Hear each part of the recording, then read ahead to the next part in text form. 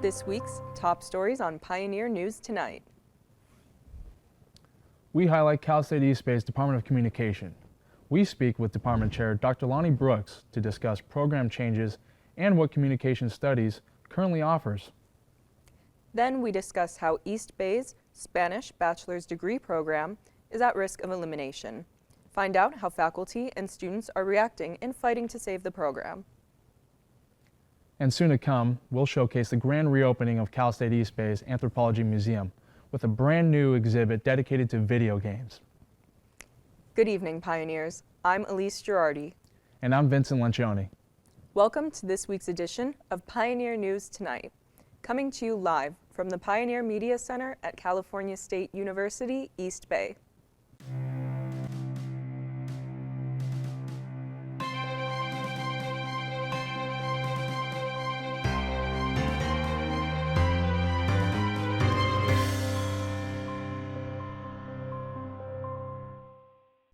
We open tonight's show by highlighting one of the many departments that calls Cal State East Bay home.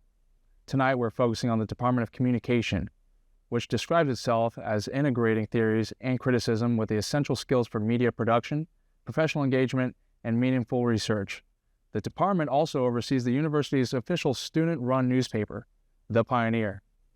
Here to speak more with us about the Department of Communication is Department Chair Dr. Lonny Brooks. Thank you for joining us today. Thanks for having me. Of course. Yes. We're going to start off with the department itself. Can you tell us, what does the communication department offer, and what can students learn from communication courses? Yeah, at the heart of it, we're really about cultivating critical thinkers and skilled practitioners simultaneously. We prepare students to analyze power, media, and meaning in the real world, and then to do something about it. We equip students with critical, rhetorical, interpretive, and social scientific tools so they can do research and then craft communication that is strategic, inclusive, and accountable to the communities it serves. So, it's a mouthful, but in plain English, we help students understand how communication works, why it matters, and what they can do with that understanding in every sector of society. What can students do with a communication degree? That's a great question. So what can students do with a communication degree is, and this is where I get, excited about, is they can take that degree and apply it to all fields, really. So, I love this question. The answer is almost anything that involves persuading, informing, storytelling, analyzing, or building community, which is, most of the jobs that matter. Our graduates go into public relations, that, where agencies, corporations, nonprofits, and government, they're storytellers. They go into strategic communication and brand management. They become journalists, documentary filmmakers, podcast producers, social media strategists, content directors. They work in healthcare communication, education, the tech sector, entertainment. They become policy advocates and community organizers. Some go to law school. Some go to grad school in communication, media studies, or public policy. Others go into fields like marriage and family therapy, school psychology, and critically, the skills we build are future-proof, like critical analysis, rhetorical competence, media literacy, data-informed storytelling. Those don't necessarily get automated. AI will change what communicators do, but the human judgment, the ethical accountability, and the community connection, that's what our graduates bring. And that's what's really so important. So it's safe to say that there's a lot of options. What types of internship opportunities does the department offer? Yeah, that's a really great question too. And so what I tell every student to do right now is we have a chapter of the Public Relations Student Society of America, and I'm encouraging every student to join that organization. It's called PRSSA. They can join it online. It's a cost about like $50 to $55 a year. but it gives students direct access to the National Public Relations Society of America network, which means mentors, career fairs, internship leads, and conference opportunities. The PRSSA Career Resource Manual has a roadmap, everything from writing your first resume to negotiating salary. Students who join PRSSA don't just learn about PR, they're in the profession while they're students. I also encourage students to join the Pioneer, just what you're doing right now, and learn the craft of journalism, because media production is so important. And to have fluency with that, even if you're not, even if you're behind the camera or you're not in the technical craft of it every day, to understand the ethics and responsibility of good journalistic storytelling is so important. And it gives you an edge in internships. I would also say we just established a partnership with the San Francisco chapter of the International Association of Business Communicators in San Francisco. And this is a really professional powerhouse spanning from Silicon Valley to wine country to the East Bay. So I'm talking with our lead of this chapter, Stacy DeVilla, and they're going to be offering events, mentorship programs, and job board connections with our students directly to working communicators at major Bay Area companies. So really great to make those connections. In fact, Stacy was with us on our welcome day on campus recently last fall. So she's already starting to work with us in that capacity. Third, there's Diffusion PR, and this is a really forward-thinking PR ad agency, public relations agency that is, with a strong tech and lifestyle portfolio. So we're building a relationship there that opens doors for students. In fact, they have a great entry role level opportunity right now that I'm going to be telling students in the coming days. Also, I'd say, and Diffusion PR is really looking for ambitious, prepared interns and entry-level talent. And we also have some really exciting emerging connections too with, it's called That Game Company. And it's the studio behind Sky, this really award-winning game designed to inspire human connection. In fact, our own alumnus, Sophia Tong, has done incredible work in being a professional PR manager at the game company. And she's always wanted to work in games since I've known her for over 20 years now. So Sophia Tong is doing incredible work there, and she's offering our students internships. So that's really incredible to have. And I'm also talking to someone right now at the WeWork Hub that I work out of sometimes, who is looking for internships as well, looking to have interns for what he does in PR. So another great resource too for internships, and something that students don't know a lot about, is called the CSU Entertainment Alliance. And it's a system-wide initiative that connects students across all 23 CSU campuses to the entertainment industry, from film, TV, gaming, music, and digital media. So for our communications students, it means direct access to industry professionals, studio partnerships, and pipelines that go well beyond what any single campus could offer. So it's like a statewide ecosystem, and we're plugged into that. And I'm asking students to go ahead, sign up with it, and see what opportunities might arise from that too. So, another thing I was really just encourage students to do 3 things as they're looking for internships and in internships is to, 1, build your portfolio. Everything you create in this department, from a press release, a documentary short, a research paper, campaign concept, that's portfolio material. So keep it, curate it, post it on a personal website, create your own website, which is a lot easier to do these days with things like OpenAI and ChatGPT and Claude. Another thing is to build your LinkedIn account.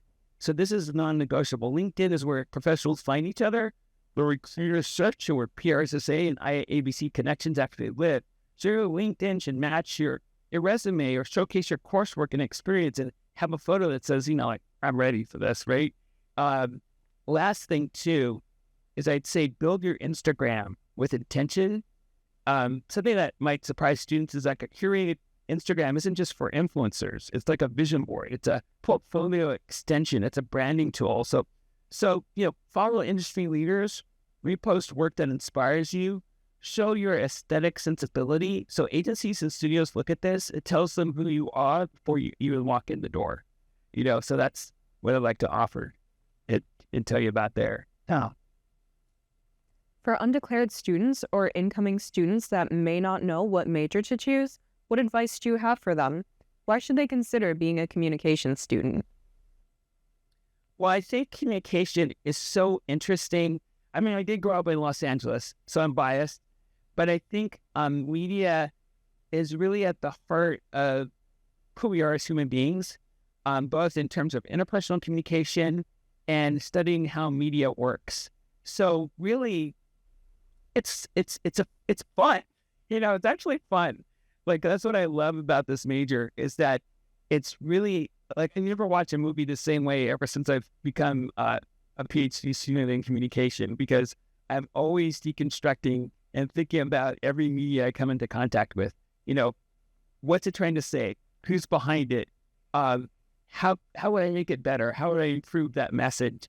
And it really gives you a sense of how to help persuade folks, influence them, make a constructive argument, think about the future of media, which is a really personal interest of mine, especially being here in the Bay Area, and really thinking about, what does it mean to look at how does media serve people? Who does it silence? How do rhetoric, culture, technology construct meaning and power? And strategic communication is so interesting too, because talking about public relations, organizational communication, how do we organize ourselves, and then ethical accountability. And I think what's really great is media production. Like, I want to encourage all students to take courses in media reporting and writing, visual and multimedia storytelling, photojournalism, or the new podcasting course. These are hands-on, layered classes that bring theory and strategy to life. Another thing, too, is that we're really uniquely situated to understand the evolution of AI, because as storytellers, we can see where AI can enhance our storytelling and where it might miss the mark in terms of the human experience. So we can really add that, and we can strategically look at how AI can evolve to help us flourish as human beings. So I think this is like the best time, I think, to be at a communication major, because that non-negotiable skill set of storytelling, presentation, judgment, discerning fact from fiction, understanding, how media is evolving. This is the most exciting time to be a communication major. Dr. Lonny Brooks, Chair of Cal State East Bay's Department of Communication, thank you again so much for joining us and sharing your passion for communication. Thank you. It's great to be here. And I really want to thank you all for doing what you're doing. I love East Bay Live, the Pioneer newspaper, and the tremendous effort that you put into making the TV studio a home for our students and a place where they can hear their voices articulated and amplified. So really, thank you so much. Thank you. We're going to take a short break, and when we come back, we'll discuss how the future of Cal State East Bay's Spanish degree program is at risk. Don't go away. Pioneer News Tonight will be back shortly. Hey Pioneers, looking for the latest stories on campus? How about events in Hayward or even in the Bay Area? You can get the scoop on all the stories that matter to you with Pioneer Online. Here, you can stay up to date on breaking news in Cal State East Bay and beyond. Get informed about local stories and upcoming events, and learn about the people and places in your community.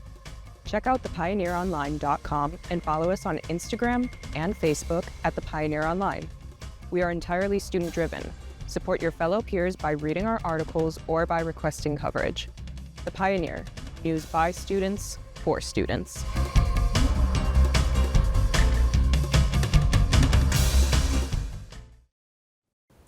Welcome back, Pioneers. Cal State East Bay's low degree conferring task force identified the university's Spanish bachelor's degree program for elimination, sparking outrage among university faculty and students. The main concerns revolve around how Cal State East Bay's Hispanic, Latinx student population will be affected. Some people also question if the cut is even necessary. Reporter Chris McNicholas has more. We are very, hello. Okay. Cal State East Bay students and faculty are raising concerns after the university identified its Spanish bachelor's degree program for elimination.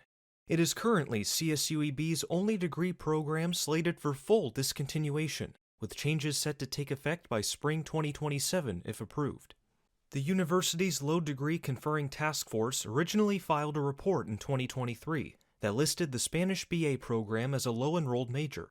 Since then, faculty have made significant changes that should have exempted the degree program from being cut, such as merging the Department of Modern Languages and Literatures with the English Department and implementing an online Spanish degree pathway.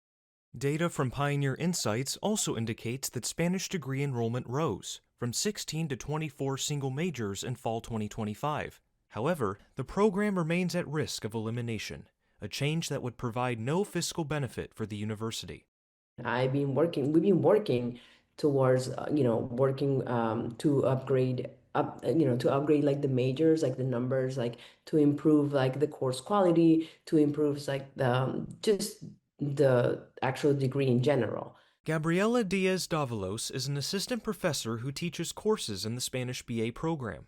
She says that eliminating the degree would be a disservice to Cal State East Bay's Hispanic and Latinx students, depriving them of a key opportunity to enrich their education and careers. Taking Spanish classes alone is not equivalent as earning a degree. People get paid more, not for speaking Spanish, but for holding the credentials that certify that they know Spanish. She added that the cut goes against CSUEB's core mission and values, especially due to the university's designation as a Hispanic-serving institution since 2015. CSUEB also received the Seal of Excelencia in 2024, which recognizes the university's service to Latinx students, who make up almost 40% of the university's student population. We believe in free speech, and we have a group here who's providing some information for you, and that's part of the university. Students are also making their voices heard. Activists from Students for Quality Education organized a silent demonstration during the university's Hispanic Serving Institution Summit last Thursday, holding a banner behind University President Kathy Sandine as she delivered an opening statement. Other students have written direct letters to Sandine and Provost Anthony Muscat, urging the university to keep the Spanish BA program. Sandine's office has also received letters from several CSUEB departments, the California Latino Legislative Caucus, and State Assembly member Liz Ortega. This is a slap in the face for Hispanic students. I feel disrespected by this. I do think that it's a simple fix.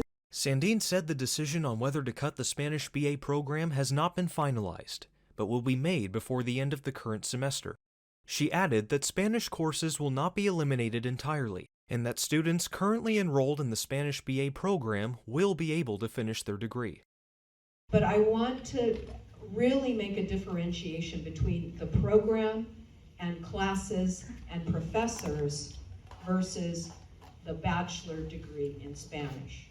The whole Spanish program is not going away. It was never going to go away. Those courses, we have many courses that are filled to capacity, but there are non-majors in those courses. Lots of non-majors. We have a lot of students who are taking a minor in Spanish along with their bachelor's degree. Diaz-Davalos, Juarez, and other university faculty and students believe there is clear demand for the Spanish BA program. They also believe that saving the program would ensure a significant portion of Cal State East Bay's community continues to be represented and protected.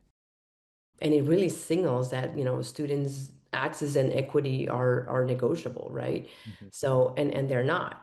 Reporting for the Pioneer and East Bay Live, I'm Chris McNicholas. International Women's Day was this past Sunday, March 8th. We want to highlight some notable women from the Bay Area and remind you to celebrate the social, political, and cultural achievements of women globally. Famous athletes, including Olympic gold medalist Alyssa Liu and Kristi Yamaguchi, hail from Oakland and Hayward respectively. Both have made strides in the world of figure skating, with Liu gaining popularity for her unique style and stunning performance at the 2026 Winter Olympics in Milan, and Yamaguchi for being the first Asian American woman to win an Olympic gold medal and holding several titles, including 2 world championships. Notable politicians such as Kamala Harris and Dianne Feinstein are also Bay Area natives. Born in Oakland, Harris was the first woman of Black and South Asian descent to hold the office of vice president, while Dianne Feinstein was the first female mayor of her native San Francisco and the longest-serving senator in U.S. history. Together, the women have made groundbreaking strides in public service and inspired women to enter politics. Additionally, born and raised in Oakland, Emmy and Golden Globe award-winning actress Zendaya has had starring roles in Euphoria, the Dune films, and the MCU Spider-Man films. Comedian Margaret Cho is also a Bay Area native who was born in San Francisco. She is known for her groundbreaking sitcom All-American Girl and continuous activism towards the LGBTQ community and Asian American community. As we honor these women's achievements, let's also commit to creating a more equitable future for the next generation and express our gratitude to the trailblazers who paved the way. For our final story tonight, Cal State East Bay's Anthropology Museum reopened for the spring semester last Thursday with a brand new exhibit dedicated to the evolution of video games. Visitors have the chance to go back in time and see how their favorite consoles and titles have transformed over the past 4 decades. Reporter Laura Estrada gives us an inside look into the exhibit. Tucked inside the Hayward campus of California State University East Bay, the C.E. Smith Museum of Anthropology has been offering students and visitors a space to explore culture and history since 1975. The museum was founded by anthropology professor Clarence E. Smith, whose goal was to make learning about anthropology accessible to the entire campus community. Now, the museum is reopening with a new interactive exhibition called Level Up: The Evolution of Video Games. This exhibit highlights the development of gaming from the 1980s to today, featuring classic Xbox, PlayStation, and Nintendo consoles, along with playable titles like Pac-Man, Halo, and Mario. Museum staff say the exhibition was created with the help of a large personal video game collection and is designed to give visitors a hands-on look at the evolution of gaming. Museum staff shared more about what visitors can expect at the reopening event. Game project itself here is more around the history of how the games became to be. We check out and see what it's like to take a trip back in time and have fun. There was a tournament that people could actually have fun. There was a lot of different things that people could enjoy. The exhibition will remain open through the end of the semester, and the museum is open weekdays with free admission. Reporting from the Pioneer and East Bay Live, I'm Laura Estrada. And that concludes this week's broadcast of Pioneer News Tonight. Thank you so much for watching. Be sure to subscribe to our YouTube channel so you don't miss out on the next time we go live. I'm Elise Gerardi. And I'm Vincent Lencioni. Have a great rest of your week, Pioneers.